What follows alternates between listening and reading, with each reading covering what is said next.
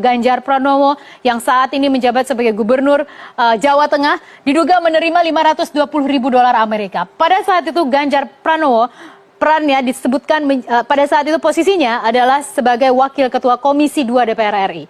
Dan kita lihat selanjutnya ada lagi yang saat ini menjadi menteri, Yasona Lauli, 80 ribu dolar Amerika. Jadi ada partai yang saat ini mengusung Presiden Joko Widodo, ada juga partai yang lain. Jadi multi partai tampaknya ini ya. Kali ini agak kompak yang saya sebutkan tadi ya.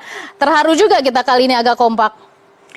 Lalu kita ke slide selanjutnya, ini merupakan bahan juga yang disebutkan oleh Ketua KPK saat itu. Kita mengambil statementnya dan kemudian kita kumpulkan. Kita lihat nilai proyek tersebut. Jadi kalau kerugian negara 2,3 triliun rupiah yang dari anggaran negara itu adalah uang kita, uang rakyat. Kita bayar pajak yang kemudian terakhir itu kalau misalnya mau laporan itu 31 Maret, kemudian diperpanjang sampai 21 April.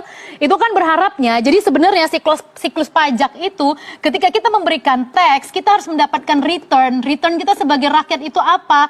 Yaitu public service yang harusnya bagus. Public service itu harus bagus. Ketika saya bersama Anda semua, kita kan kalau bayar tuh pasti bareng-bareng ya. Kalau misalnya dari perusahaan gitu, kolektif kan. Dan itu harapan ketika itu dikumpulkan, kita bisa dapat jalan aspal yang nggak bergerudul. Anak kita bisa sekolah baik, sekolahnya fasilitasnya oke. Kemudian nggak mahal bayarannya, atau kalau bisa gratis. Kemudian begitu juga dengan kesehatan. Kalau kita sakit, kita berharap rumah sakitnya merata di seluruh Indonesia. Kemudian fasilitasnya lengkap, dokternya kredibel. Hal yang seperti itu yang sudah diimplementasikan oleh negara maju. Kita kan mau ke sana. Kita bilang kita ready to take off. Untuk itu, tax itu sangat krusial karena menopang 70% penerima negara.